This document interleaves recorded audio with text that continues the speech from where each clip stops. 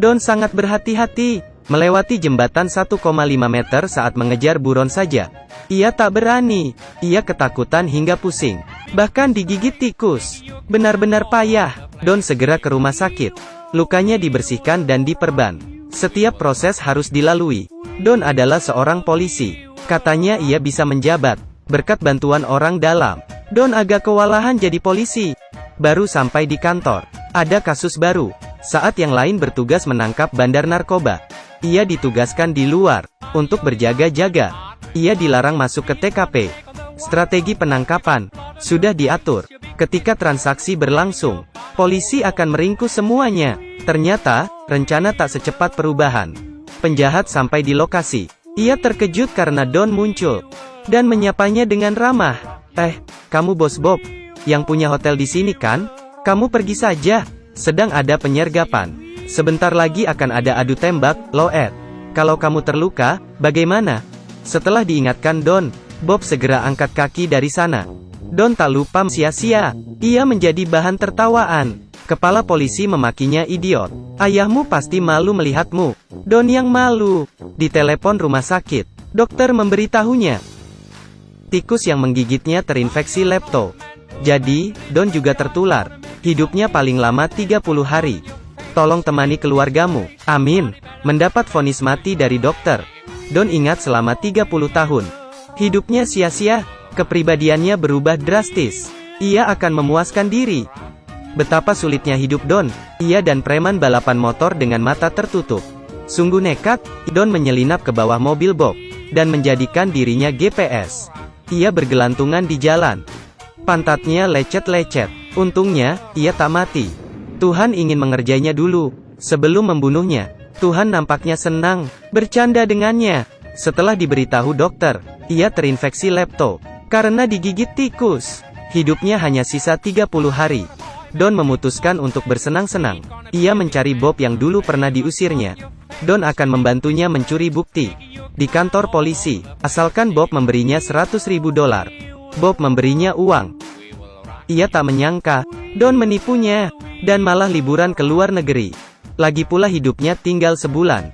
Ia harus makan dan minum enak, tak usah memikirkan yang lain. Ia berpesta dengan gadis cantik, dan menyewa mobil mewah. Bahkan, Bob tidak pernah sepuas itu meski kaya.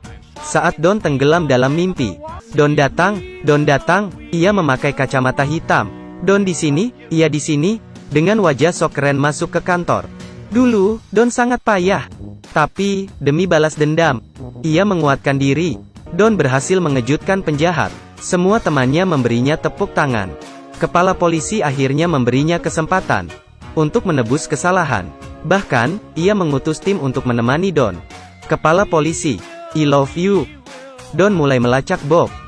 Mereka menemui badut, tapi, saat dikejar, dalam sekejap, ia menyamar, dan berhasil lolos. Tapi siapa kira, saat menyeberang, ia ditabrak oleh polisi wanita. Badut terlempar. Badut tak mau mengaku. Saat ditanyai polisi, Don menggantung badut di atas jembatan, supaya badut mengaku apa yang akan Bob lakukan. Ada seorang gadis pirang, yang akan mengirim barang. Badut ditahan polisi. Don dan polisi wanita mencari si pirang. Di luar gedung, mereka melihat bawahan Bob. Pasti ada sesuatu. Mereka berdua menyelinap. Don naik ke atas, dan mencari cara untuk masuk. Di sana hanya ada selang. Ia mengikatkan selang ke pinggang, lalu lari dan melompat. Don berhasil masuk ke ruangan Bob. Saat bersiap menyerang, roda penggulung selang lepas, dan Don pun jatuh. Untung saja, polisi wanita perkasa.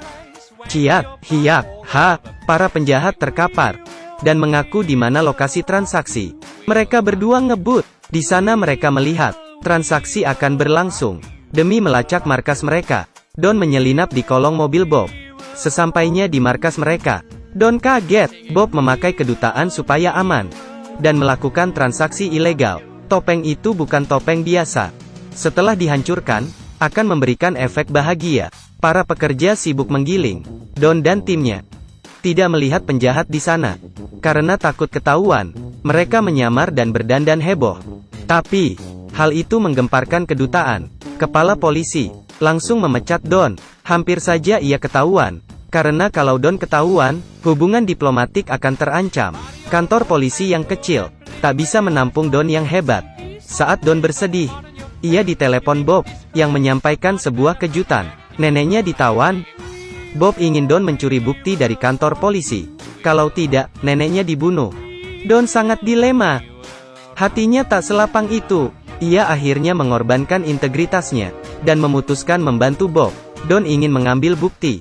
Dan setelah menyelamatkan neneknya, ia akan hidup dengan baik. Ia pergi ke kantor polisi. Dengan menyeberangi seutas tali. Sesampainya di ruang arsip, ia mencuri bukti. Don minta neneknya dikembalikan. Tapi, Bob jahat. Bob minta buktinya dulu. Don tak punya pilihan. Ia memberikan buktinya ke Bob. Don tidak rela Bob yang kejam lolos begitu saja. Don ternyata merekam percakapan dengan ponsel yang ia sembunyikan di bawah meja. Ia ingin merekam suara Bob. Tapi, sayangnya ketahuan. Bob menembaknya. Saat itu, tim Don datang. Untungnya, Don selamat berkat lencananya. Tapi, Bob kabur naik motor.